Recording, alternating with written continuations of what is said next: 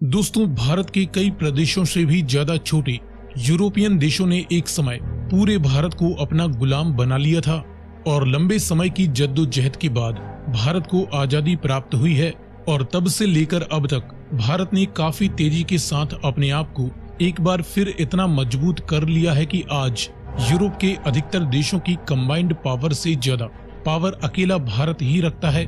लेकिन भारत की इस तेजी को देखकर और रशिया यूक्रेन वार में खुलकर रशिया का विरोध न करने के चलते आज कई यूरोपियन देशों में भारत के प्रति नेगेटिव माहौल देखने को मिल रहा है।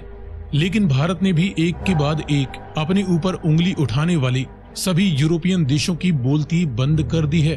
और साथ ही अब इन देशों को यह भी समझ आ चुका है कि लगभग पूरी दुनिया को साथ मिलाकर भी अमेरिका व पश्चिमी देश रशिया को पूरी तरह से पटखनी देने में कामयाब नहीं हो पा रहे हैं। और रशिया महज भारत व चीन के सपोर्ट के दम पर ही अभी तक इन सभी देशों के सैंक्शंस के सामने टिका हुआ है। और ब्रिक्स के 3 देश भारत, रशिया व चाइना मिलकर ही सभी नेटो देशों पर भारी पड़ते दिखाई दे रहे हैं। लेकिन यदि केवल भारत की ही बात करें तो नेटो के सभी देशों की कंबाइंड पावर के सामने आज के समय भारतीय सेना की टोटल मिलिट्री पावर कितनी है, ये जानने के लिए आइए करते हैं इस वीडियो में इनके बीच एक क्विक कंपैरिजन। लेकिन वीडियो में आगे बढ़ने से पहले आपके लिए एक सवाल, इनमें से कौन सा देश वर्तमान समय में नेटो का सदस्य देश नहीं है, फिनलैंड या पुर्तगाल? यदि आपको इसका जवाब मालूम है तो कमेंट में लिखकर बताएं। साथ ही जानकारी पसंद आए तो वीडियो को लाइक एंड शेयर करते हुए चैनल को सब्सक्राइब करना ना भूलें। अब चलिए शुरू करते हैं इनके बीच कुछ बेसिक फैक्ट्स के आधार पर कंपैरिजन से। तो नेटो के सभी देश मिलकर दुनिया का टोटल 24.6 मिलियन स्क्वायर किलोमीटर का एरिया कवर करते हैं। तो वहीं भारत अकेला ही दुनिया का 3.2 मिलियन स्क्वायर किलोमीटर का एरिया कवर कर लेता है। टोटल पॉपुलेशन की बात करें तो नेटो के सभी देशों की कंबाइंड पॉपुलेशन 95 करोड़ से ज्यादा आंकी जा रही है। तो वहीं अकेले भारत की टोटल पॉपुलेशन इनसे कहीं ज्यादा 140 करोड़ से भी ज्यादा की आंकी जा रही है। और ये और भी ज्यादा ताज्जुब की बात है कि इतनी ज्यादा पॉपुलेशन नेटो के 30 देशों की टोटल पॉपुलेशन है और भारत अकेला ही दुनिया का दूसरा सबसे ज्यादा जनसंख्या रखने वाला देश है। नॉमिनल जीडीपी की बात करें तो नेटो के सभी देशों की combined nominal GDP 46 trillion dollar से भी ज्यादा की हो चुकी है। भारत की वर्तमान nominal GDP 3.7 trillion dollar value की आंकी जा रही है। डिफेंस पर खर्च की बात करें तो नेटो के सभी देश मिलकर अपने डिफेंस पर करीबन 1100 बिलियन डॉलर वैल्यू यानी 1.1 ट्रिलियन डॉलर वैल्यू से भी ज्यादा का खर्चा सालाना कर देते हैं।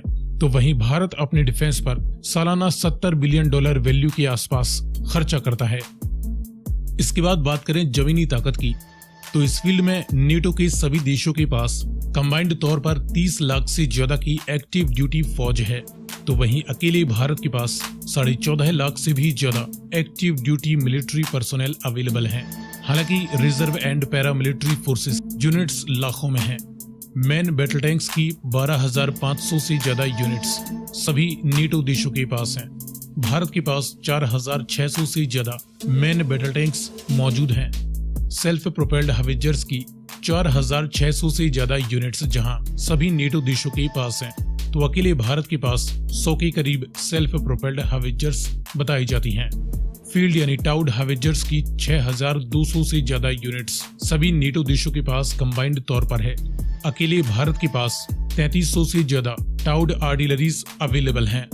मल्टीपल रॉकेट लॉन्चर्स की 3000 से ज्यादा यूनिट्स सभी नेटो देशों के पास हैं। अकेले भारत के पास 1500 से ज्यादा मल्टीपल रॉकेट लॉन्च सिस्टम्स मौजूद हैं। इसके बाद बात करें एयर पावर की तो इस फील्ड में मिलिट्रीज द्वारा इस्तेमाल किए जाने वाले सभी प्रकार की मिलिट्री एयरक्राफ्ट्स की टोटल 21,200 से ज्यादा यूनिट्स वर्तमान समय में सभी नेटो देशों के पास कंबाइंड तौर पर हैं। अकेले भारत के पास 2350 से ज्यादा टोटल मिलिट्री एयरक्राफ्ट्स बताए जाते हैं। इनमें फाइटर इंटरसेप्टर्स जैसे मल्टी रोल जेट्स की 3550 से ज्यादा यूनिट्स नेटो देशों के पास हैं। भारत के पास 560 से ज्यादा मल्टी रोल जेट्स अवेलेबल हैं। डेडिकेटेड ग्राउंड अटैक एयरक्राफ्ट्स की 1150 से ज्यादा यूनिट्स सभी नेटो देशों के पास हैं। अकेले भारत के पास 120 से ज्यादा ग्राउंड अटैक एयरक्राफ्ट्स मौजूद हैं। इनमें कॉम्बैट यानी अटैक हेलीकॉप्टर्स की 1450 से ज्यादा यूनिट्स नेटो देशों के पास हैं।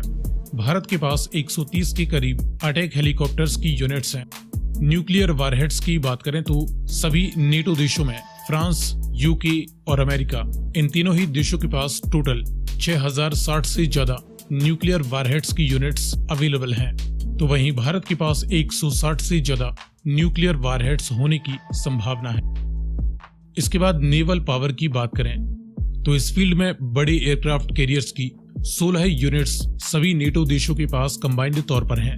अकेले भारत के पास 2 एयरक्राफ्ट कैरियर्स अवेलेबल हैं। हेलीकॉप्टर कैरियर्स की 13 यूनिट्स जहां नेटो देशों की नेवीज ऑपरेट करती हैं, तो भारत के पास फिलहाल कोई हेलीकॉप्टर कैरियर शिप नहीं है।